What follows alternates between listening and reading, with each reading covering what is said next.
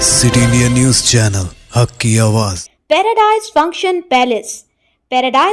Palace Mahbubnagar जिला Congress party दफ्तर में DCC general secretary Siraj Qadri की निगरानी में अक़लियती कायदीन का एक सहाफ़ती इजलास मुनक़िद हुआ।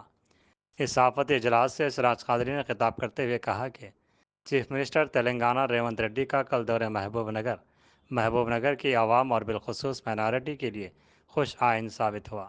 सिराज कादरी ने बताया कि असम्बली इंतखाबात के दौरान मकामी रुकन असम्बली ने माइनॉरिटी से जो वादे किए थे, चीफ मिनिस्टर रेवंत रेड्डी उन वादों को अमली जामा पहनाने का आगाज़ कर दिया है। चीफ मिनिस्टर रेवंत रेड्डी ने रुकन असम्बली एन.एम. श्रीनिवास रेड्डी के असम्बली इंतखाबी वादे के मुताबिक महबूबनगर शादी खाने की तामीर के लिए 25 करोड़, उर्दू घर की तामीर के लिए 15 करोड़ रुपए फ़ंड की मंजूरी दी है और उसके साथ साथ मौला अली गुट्टे के पास 5 एकड़ मुस्लिम कब्रिस्तान की अराजी पर कंपाउंड वाल और दीगर कामों के लिए 5 करोड़ रुपए की मंजूरी दी गई। इस तरह चीफ मिनिस्टर ने दौरे महबूबनगर के मौके पर माइनॉरिटी के लिए सरकारी तौर पर 45 करोड़ रुपए मंजूर किया है। इस फंड की मंजूरी पर अक़लियती कायदीन और महबूबनगर की आवाम चीफ मिनिस्टर रेवंत रेड्डी और इस फंड की मंजूरी दिलाने के लिए जिद्दोजहद करने वाले मकामी रुकन असम्बली एन.एम. श्रीनिवास रेड्डी का शुक्रिया अदा करते हैं। उन्होंने कहा कि कांग्रेस इक़्तिदार के 7 माह ही में मुसलमानों से जो वादा किया था वो पूरा किया है, जबकि साबिक़ा BRS हुकूमत 9.5 साल इक़्तिदार में रहकर महबूबनगर के मुसलमानों के लिए कुछ नहीं किया, उन्हें सिर्फ वादे मिले।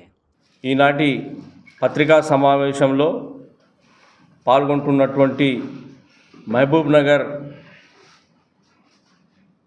జిల్లా మరియు పట్టణ కౌన్సిలర్స్ అందరూ కూడా వారితో పాటు మీడియా మిత్రులకు అందరికీ కూడా నా హృదయపూర్వక శుభాకాంక్షలు తెలియజేసుకుంటూ ఈరోజు మైనారిటీ సోదరులకు చాలా సంతోషకరమైన విషయము, గత 3-4 రోజుల నుంచి చర్చ జరుగుతున్నటువంటి ముఖ్యమంత్రి గారి పర్యటన కొరకు మరి నిన్నటితో ముఖ్యమంత్రి గారి పర్యటన కార్యక్రమాలు పూర్తి స్థాయిలో అఫీషియల్ మీటింగ్కు రావడం జరిగింది. అందులో భాగంగానే కార్యకర్తల సమావేశం కూడా జరిగింది. అయితే నిన్నటి పర్యటనలో భాగంగా అసెంబ్లీ ఎన్నికల లోపల ఎన్.ఎం. శ్రీనివాస్ రెడ్డి గారు మహబూబ్ నగర్ నియోజకవర్గ మైనారిటీ సోదరులకు ఎన్నికల్లో ఇచ్చినటువంటి వాగ్దానాన్ని పూర్తి స్థాయిలో బాధ్యతగా, వారి పట్ల గౌరవంగా, వారికి ఇచ్చినటువంటి మాటను నిలబెట్టుకోవడం జరిగింది. అది ఏందంటే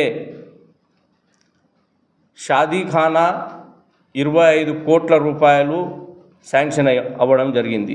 దానితో పాటు 1 ఎకరా స్థలంలో ఆ షాదీఖానాను నిర్మించాలనే ప్రపోజల్స్ పంపించడంతో ముఖ్యమంత్రి గారు వెంటనే వాటిని పరిపాలన పరంగా శాంక్షన్ చేయడం జరిగింది.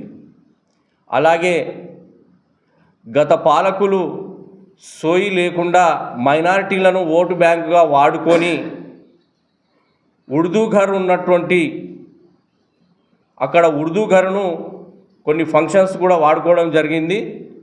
అలాంటి ఉర్దూ ఘర్ను విస్మరించి దానిని అభివృద్ధి పరిచే విధంగా ఎక్కడ కూడా చర్యలు తీసుకోలేదు. కాబట్టి ఉర్దూ ఘర్ను కూడా ఆ రోజు ఎన్నికల లోపల ఉర్దూ ఘర్ను కూడా ఒక స్థాయిలో నిర్మించాలని చెప్పి ఆనాడు ఎన్నికల లోపల మాటను ఇచ్చినటువంటి ఎన్.ఎం. శ్రీనివాస్ రెడ్డి గారు ఈరోజు ఆ మాటను కూడా పూర్తి స్థాయిలో 15 కోట్ల రూపాయలు పరిపాలన పరంగా అనుమతి తీసుకున్నారు ముఖ్యమంత్రి గారి దగ్గర. దానితో పాటు అదనంగా మౌలాలి గుట్ట దగ్గర 5 ఎకరాల స్థలం గ్రేవ్ యార్డ్ కొరకు, ముస్లిం గ్రేవ్ యార్డ్ కొరకు ఇస్తూ మరి దానికి కాంపౌండ్ వాలు ఇతరత్ర ఇంకేదైనా మైనార్టీలకు సంబంధించినటువంటి డెవలప్మెంట్లో భాగంగా ఎక్కడైతే డెవలప్మెంట్ చేయాలనుకున్నారో అవన్నీ వివిధ కార్యక్రమాలకు 5 కోట్ల రూపాయలు శాంక్షన్ చేయడం జరిగింది. నిన్న ముఖ్యమంత్రి గారు వచ్చినటువంటి కార్యక్రమాల లోపల మైనారిటీలకు 45 కోట్ల రూపాయలు పరిపాలన పరంగా అధికారికంగా శాంక్షన్ చేయడం జరిగింది. దానికి ఈరోజు మైనారిటీ సోదరులం అందరం కలిసి మరి మా అందరి ప్రియతమ నాయకులు ఈ తెలంగాణ రాష్ట్ర ముఖ్యమంత్రి వర్యులు వారికి మహబూబ్ నగర్ నియోజకవర్గ ప్రజల తరఫున హృదయపూర్వక ధన్యవాదాలు తెలియజేసుకుంటా ఉన్నాం.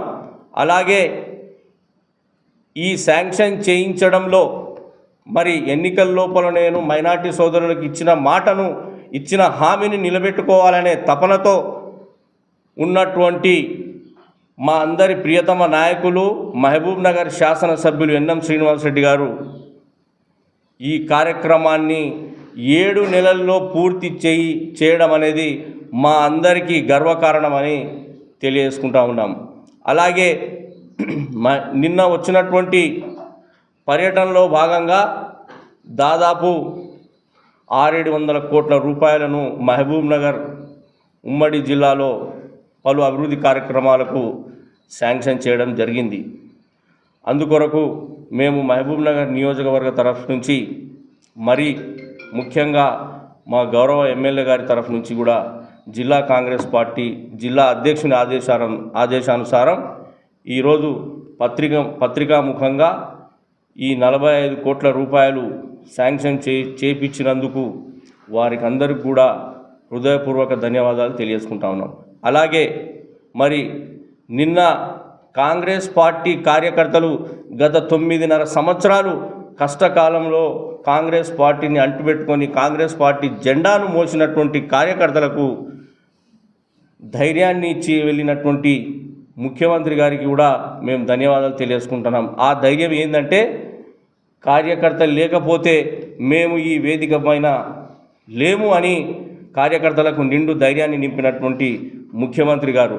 మరి అలాగే ఈ శాసనసభ్యులు 14 మంది శాసనసభ్యులను అందరినీ కూడా ఆ వేదికపై నుంచి వారికి అందరికి కూడా ఆదేశాలు ఇవ్వడం జరిగింది.